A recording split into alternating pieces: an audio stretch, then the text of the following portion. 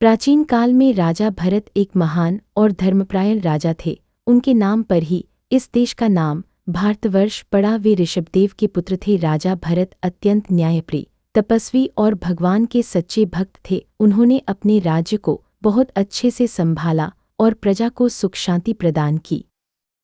समय के साथ राजा भरत का मन सांसारिक जीवन से उबने लगा। उन्होंने सोचा कि अब उन्हें राजपाट छोड़कर भगवान की भक्ति में लीन हो जाना चाहिए। इसलिए उन्होंने अपना राज्य अपने पुत्रों को सौंप दिया और वन में जाकर तपस्या करने लगे। जंगल में वे एकांत में रहकर भगवान का ध्यान करते और साधना में लीन रहते। एक दिन जब वे नदी के किनारे ध्यान कर रहे थे, तभी उन्होंने देखा कि एक गर्भवती हिरनी पानी पीने आई है। तभी अचानक एक शेर की दहाड़ सुनकर हिरनी डर गई और नदी में कूद गई। डर के कारण उसने एक शावक हिरण का बच्चा को जन्म दिया, लेकिन स्वयं मर गई। वह छोटा सा हिरण का बच्चा अकेला रह गया। राजा भरत का हृदय दया से भर गया। उन्होंने उस हिरण के बच्चे को अपने साथ आश्रम में रख लिया और उसकी देखभाल करने लगे। धीरे धीरे उनका मन उस हिरण के बच्चे में लगने लगा। वे उसकी चिंता में रहने लगे, उसे खिलाते पिलाते, उसके साथ खेलते और उसी के बारे में सोचते रहते। अब उनका ध्यान भगवान की भक्ति से हटकर हिरण की ओर चला गया। वे हर समय यह सोचते कि हिरण कहाँ गया, क्या कर रहा है, सुरक्षित है या नहीं। इस प्रकार उनका मन मोह में बंध गया।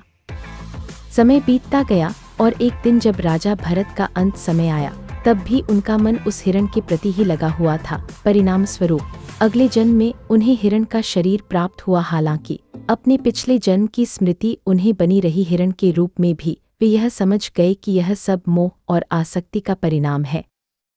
हिरण के रूप में उन्होंने जंगल में रहते हुए संतों के पास रहना शुरू किया और अपने मन को फिर से भगवान की ओर लगाने का प्रयास किया। इस जन्म में उन्होंने किसी भी प्रकार का मोह नहीं रखा और अंततः उस शरीर को त्याग दिया। अगले जन्म में वे एक ब्राह्मण के घर जन्मे। इस बार उन्होंने निश्चय किया कि वे किसी भी प्रकार की आसक्ति में नहीं पड़ेंगे। उन्होंने संसार से पूरी तरह विरक्त रहने का नाटक किया और ऐसे व्यवहार करने लगे जैसे वे जड़ मूर्ख हों। इसलिए उन्हें जड़ भरत कहा जाने लगा। लोग उन्हें पागल और मूर्ख समझते थे, लेकिन वास्तव में वे बहुत ज्ञानी और आत्मज्ञानी थे। वे किसी से बात नहीं करते, किसी चीज में रुचि नहीं लेते और हमेशा आत्मा में स्थित रहते थे। वे संसार के मोहमाया से पूरी तरह मुक्त हो चुके थे।